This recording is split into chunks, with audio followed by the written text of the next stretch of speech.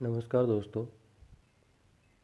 मैं अपना नया YouTube चैनल स्टार्ट करने जा रहा हूँ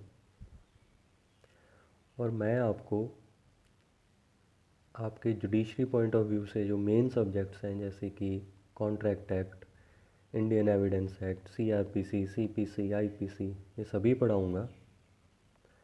और मैं आपको मेंस पॉइंट ऑफ व्यू से पढ़ाऊँगा ताकि जो आपका टाइम है वो बच सके।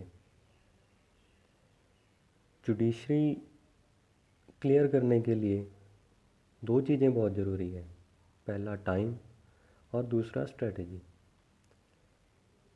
टाइम की अगर मैं बात करूं तो आप टाइम बचाने के लिए इंस्टीट्यूट्स भी ज्वाइन करते हैं और वहाँ पे भी क्या होता है कि आपको 1-2 साल बाद जाके ये चीज़ समझ में आती है कि तैयारी करनी कैसे है, क्या चीज़ें मेन है।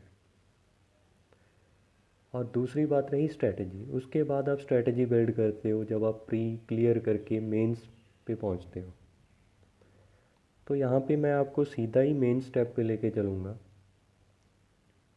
और यकीन मानिए कि अगर आप मेरे नोट से पढ़ोगे तो आपका प्री तो वैसे ही क्लियर हो जाएगा।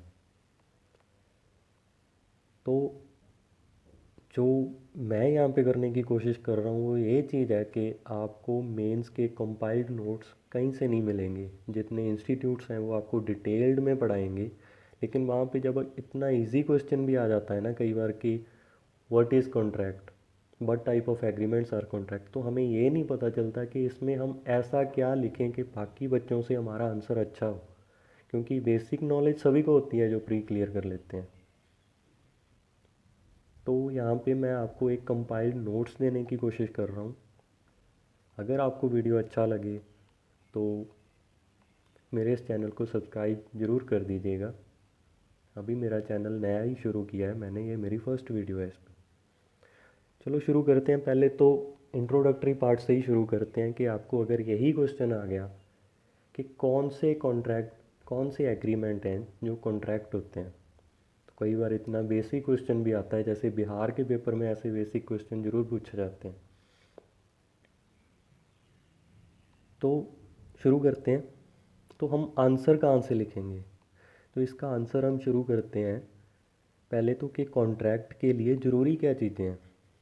दो चीज़ें ज़रूरी हैं, mutuality, second is meeting of minds of parties.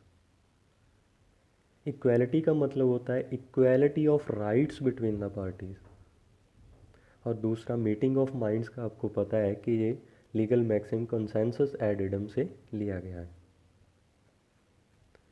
ये दो चीज़ें बहुत ज़रूरी हैं। तो इसके बाद मैं जाके अपना डेफिनेशन पार्ट पे आने से पहले मैं थोड़ा सा यूरिस्प्रूडेंस से लिंक करूँगा और सालमन और पॉलक ने क्या बोला है कि कौन से एग्रीमेंट्स कॉन्ट्रैक्ट होंगे, पहले मैं उस चीज़ पे आता हूँ। तो सालमन कहते हैं it is an agreement creating and defining obligations between the parties. ठीक है जी, कि जो भी एग्रीमेंट ऑब्लिगेशंस क्रिएट करते हैं या डिफ़ाइन करते हैं बिटवीन द पार्टीज़ कि उनकी क्या राइट्स एंड ड्यूटीज़ हैं, वो एग्रीमेंट कॉन्ट्रैक्ट कहलाएंगे। फिर पॉलक ने जो बात की वो कहता है कि every agreement and promise enforceable by law is a contract. तो इसकी जो डेफिनेशन है वो काफ़ी ज़्यादा मिलती जुलती है हमारे इंडियन कॉन्ट्रैक्ट एक्ट के सेक्शन 2 क्लॉज एच में।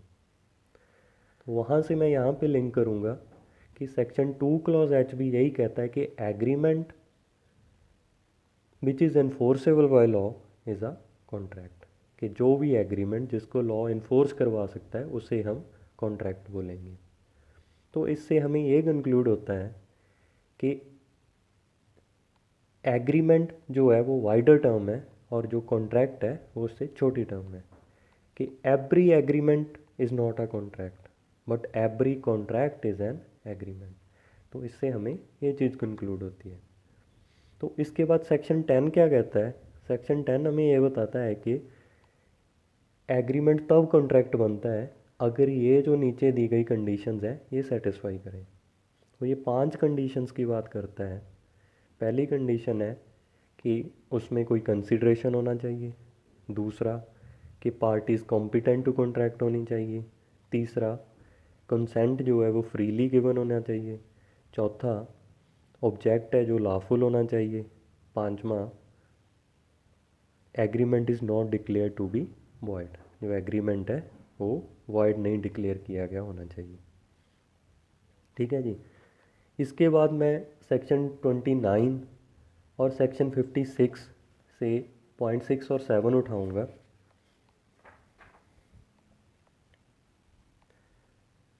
जो हमें ये बताते हैं कि terms of agreement are not vague and uncertain, कि एग्रीमेंट के जो टर्म्स हैं वो वेग और अनसर्टेन नहीं होनी चाहिए। मतलब कि अगर मैं आपको कहूँ कि मैं आपको ये घोड़ा बेच रहा हूँ 500 या 1000 रुपये में, तो 500 या 1000 एक अनसर्टेनिटी है, तो ऐसे नहीं होना चाहिए। और सेवन्थ जो पॉइंट है वो है हमारा सेक्शन 56 से लिया हुआ, agreement must be capable of performance, कि एग्रीमेंट जो है वो capable of to be performed होना चाहिए, कि उसकी परफॉर्मेंस हो सकती हो। ऐसा ना हो कि जो मैं आपको घोड़ा बेच रहा हूँ, मैं आपको बोल रहा हूँ कि 1000 रुपये में मैं आपको घोड़ा बेच रहा हूँ, वो घोड़ा तब जिंदा ही नहीं है, वो डेड है। ठीक है, ऐसा नहीं होना चाहिए। तो ये जो 7 कंडीशंस हैं ये सेटिस्फाई करनी चाहिए, तभी एक एग्रीमेंट जो है वो कॉन्ट्रैक्ट बनता है। इससे ज़्यादा मैं इसमें क्या लिख सकता हूँ, एक और चीज़ है कि कॉन्ट्रैक्ट जो है वो ओरल भी हो सकता है और राइटिंग में भी हो सकता है। बट एक एग्रीमेंट की अगर मैं बात करूं जो कि गिफ्ट है, जिसके बारे में सेक्शन 25 में दिया गया है कि वो हमेशा राइटिंग में प्लस रजिस्टर्ड ही होना चाहिए। बाकी जितने भी एग्रीमेंट्स हैं वो मेरे ओरल हों तब भी चलेंगे, वो कॉन्ट्रैक्ट बन सकते हैं। लेकिन जो गिफ्ट है, गिफ्ट का जो एग्रीमेंट है वो हमेशा राइटिंग में प्लस रजिस्टर्ड ही होना चाहिए, तभी वो जाके कॉन्ट्रैक्ट बन सकता है। ठीक है जी। तो ये तो था हमारा इंट्रोडक्टरी पार्ट।